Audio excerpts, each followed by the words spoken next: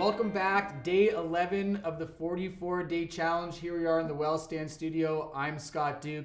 What's the 44-day challenge all about? Well, we're reading every book Amazon sells on how to sell your business, pulling out the knowledge and getting it to business owners where it can be most impactful. So today's book is Selling Your Company. It's by Ted Folkert. So Ted's a CBI designated broker from the IBBA Business Brokers Institute. And he's also owned multiple businesses on his own. He's a commercial real estate developer, a whole bunch of things. But the book is really good. It had some great information in it. Today, I'm actually going to take us through an example out of the book on how a buyer values the business from their perspective when they're weighing, do I start the business on my own or do I acquire a business and kind of jump step those few years of getting a business off the ground?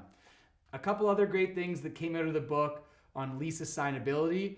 Make sure that your lease is assignable. If you're going to sell your business in the next few years, take your lease out of the folder that it's in, wherever you've got it, read over it, make sure it's assignable. If it isn't, talk to your landlord so that when you go to sell your company, that lease can actually be transferred over to the buyer. Otherwise, there could be some serious challenges there with the landlord, and he may not want to renew with a new person, and that could kill your sale right there. If you've been following us at all in the 44-day steps, you know we pull out 3 knowledge nuggets, we take 2 of the best quotes out of the book, and we give you the biggest takeaway.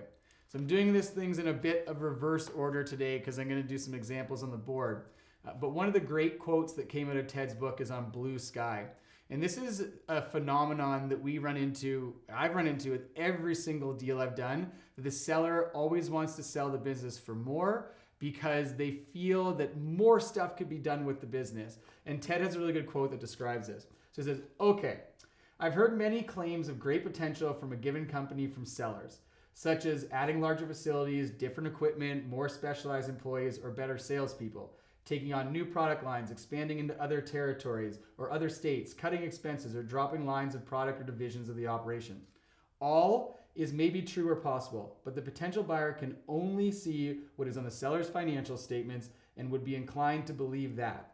If such actions were so readily available to increase sales and profits, that the seller would have not already taken such actions. This is something called fluff. It is hard to sell fluff.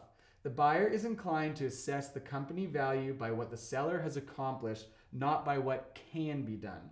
If the buyer believes that the business can be grown, then the elements have already been added into the calculation. The buyer does not want to pay for potential growth. If the company grows in the future, the buyer expects that to be his or her reward for diligence and ingenuity. That I've said in different words many times. Whatever you have today in your business is what your business is worth, and all that future growth, that future potential, that is going to be the benefit of the buyer. The next quote that we pull out of Ted's book is on something that kills deals. As interested parties are attracted through the marketing plan, they should be responded to promptly and professionally. One thing to remember is that time kills deals. And this I underline in this book because it's extremely important. Be as prompt as you possibly can be with getting back to potential leads. And once you're in that sales funnel and you've locked some leads in, be even more prompt to getting back to them so you can keep their interest in the deal. Always be giving information back as quickly as possible.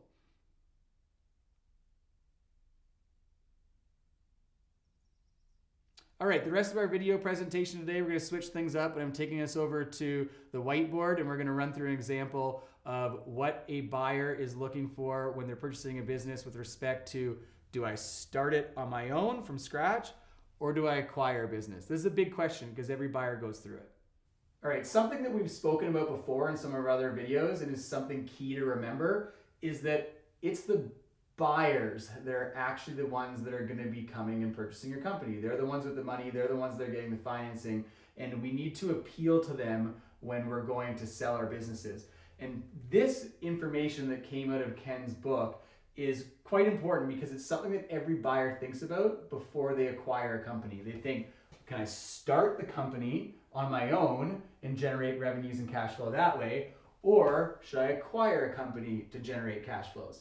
And we're going to go through the example in Ken's book here, and it's going to get us inside the heads of our buyers, and it's going to make it that much easier for us to set a price and think about what the buyer wants when we go to sell. So, okay, if we're just doing a startup and the buyer's coming here and he's thinking, okay, I'm just going to start a company on my own, what does that look like? So he needs capital to start. So in his example, it's $100,000. The current salary that he's earning per year is $60,000. So he needs to replace that for the time it's going to take until his company becomes profitable. So in this example, it's going to take 2 years for this particular company that he's assessed to become profitable. So what he's really looking at is that he needs to borrow $220,000. He's going to borrow some capital from the bank to start the business, and he's essentially going to borrow money off of himself by not having a salary. So $220,000 is what he needs. Then the debt service on this $220,000 is going to be $30,000 a year. And he needs, in this particular industry that we're talking about, we're going to say the profit in this industry is 15%.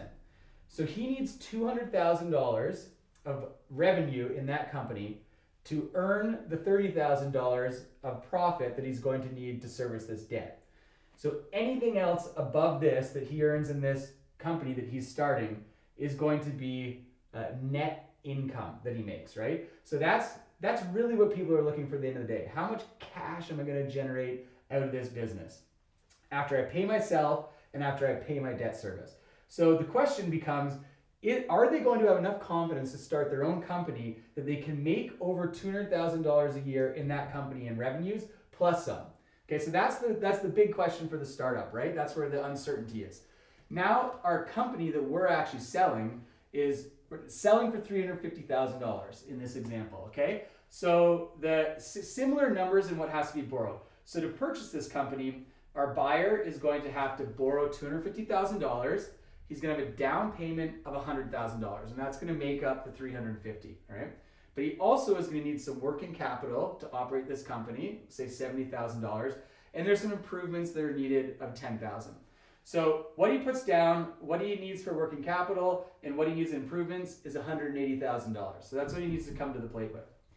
Then the revenue that it generates, this company today, is generating $700,000 a year, okay? The cost of goods sold in it, what it costs to actually produce these revenues, $450,000, plus the expenses of producing those revenues, $100,000. So that's leaving this buyer with a cash flow of $150,000. Okay, I should actually get the red pen here because this is the big one. Okay, so he's making $150,000, but he needs to pay himself his $60,000 salary. He needs to debt service on the money that he borrowed, which is going to cost him another $20,000. And he wants a return on investment, like everybody does, on this $180,000 that he put down, right? So that return of investment, he wants $15,000.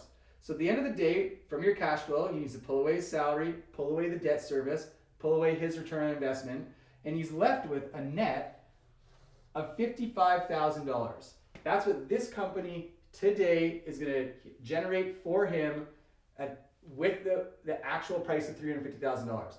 So when you look at these comparables, what the buyer's going to say is, okay, if I need the same revenue on an annual basis at the end of the day, same net, I'm going to have to make 200 plus another, we'll do this in black because it'll be easier to see, plus another $55,000 to bring him up to the same thing, $255,000.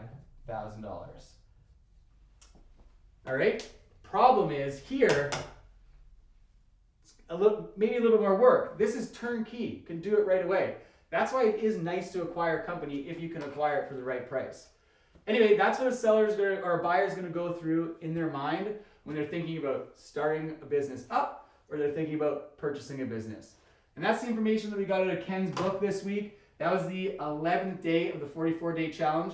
We look forward to seeing you on day 12 where we dig into another book and pull out great wisdom like this to make it better and easier for you guys to get out there and sell your companies. Have a great day.